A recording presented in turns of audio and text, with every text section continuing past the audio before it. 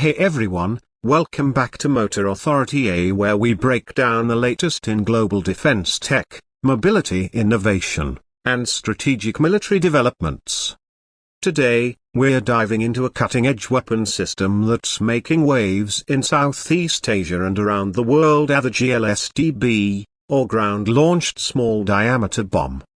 More specifically, we'll be focusing on how the Philippines is integrating this missile system into its growing defense arsenal in 2025. This is a major development for regional security, and you'll want to stick around to understand just how impactful this move is. So let's break it down. The Ground-Launched Small Diameter Bomb, or GLSDB, is a precision-guided munition that merges two existing technologies: the GBU-39 small diameter bomb and the M26 rocket motor. This hybrid system has been engineered by Saab and Boeing, and it's designed to be both low-cost and highly effective. With a range of approximately 150 kilometers and an accuracy of within 1 meter, the GLSDB represents a significant leap in long-range, surface-to-surface strike capability for nations that don't have extensive air power or large cruise missile inventories. This system's strength lies in its simplicity. The GBU-39 is already a proven air-launched precision bomb, and by integrating it with a rocket motor that can be fired from ground launchers, the system becomes accessible to militaries without needing advanced aircraft platforms. That's a game-changer, especially for countries looking to boost their deterrence posture in a fast-evolving security landscape. Now, why is the Philippines' adoption of the GLSDB in 2025 so significant? Well, the geopolitical tension in the South China Sea has been steadily escalating over the past decade. The Philippines finds itself at the heart of this strategic hotspot, surrounded by competing territorial claims, an increasingly assertive Chinese military presence, and rising regional militarization. In response, the Philippines has been ramping up its military modernization efforts, and the acquisition of the GLSDB marks a bold step forward. What makes the GLSDB particularly attractive to the armed forces of the Philippines is its ability to engage high-value targets at long ranges without requiring manned aircraft to fly into contested airspace. Given the limitations of the Philippine Air Force in terms of fighter jet numbers and advanced radar capabilities, having a ground-launched weapon with precision strike potential at 150 kilometers gives them a much-needed edge. Imagine this: from the island of Palawan, a GLSDB unit could potentially target ships or radar installations deep within disputed zones without ever crossing into enemy airspace.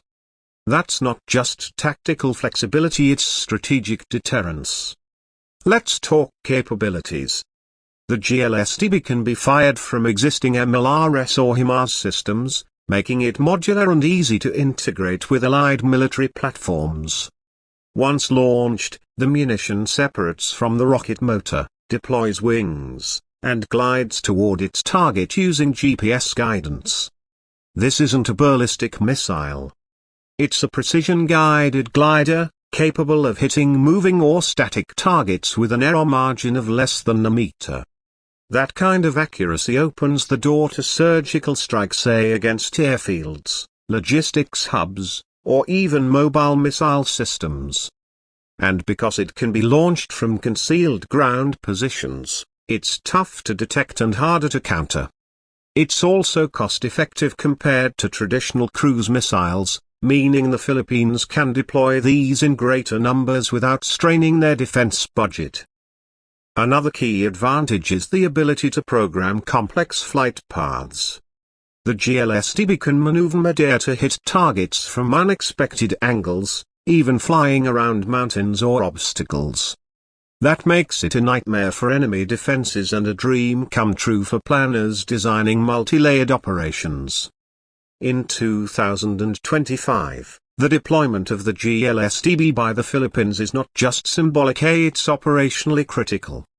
Manila is increasingly partnering with the US, Japan, and Australia for joint military exercises and technology sharing. The GLSDB complements this shift, aligning the Philippines with NATO standard precision weaponry while remaining versatile and mobile. This also signals a shift in the Philippines' doctrine from a purely defensive mindset to a more proactive and deterrent-capable posture. With tensions flaring around Taiwan, increasing naval exercises in the South China Sea, and repeated incursions near Philippine-claimed waters, Manila is no longer content to play catch-up. Systems like the GLSDB send a clear message: the country is ready to protect its sovereignty and strategic interests, using modern tools that can hit hard and strike fast. It's important to consider the broader implications too. This acquisition may push other Southeast Asian countries to follow suit. Indonesia, Vietnam, and Malaysia are all closely watching the evolving balance of power in the region. The affordability and versatility of the GLSDB could trigger a new wave of precision strike armament across the Indo-Pacific.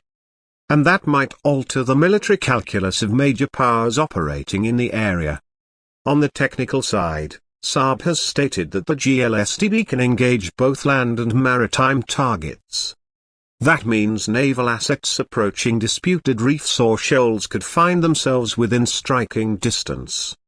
For a country like the Philippines, which has long struggled to project force beyond its shorelines, this changes the game completely. It enables a layered defense where incoming threats can be neutralized before they get close. Now, let's touch on one critical point: survivability. With its launch system able to operate from mobile platforms or concealed positions, the GLSDB is tough to target preemptively. This makes it suitable for a distributed defense model, where multiple small launch units can deploy across islands, forests, or even urban areas, making it harder for an adversary to neutralize the threat early in a conflict. By 2025, the armed forces of the Philippines is also expected to have trained operators and established logistics for GLSDB integration. That includes secure satellite links for GPS targeting, encrypted communications for real-time coordination, and field support systems to reload and redeploy quickly.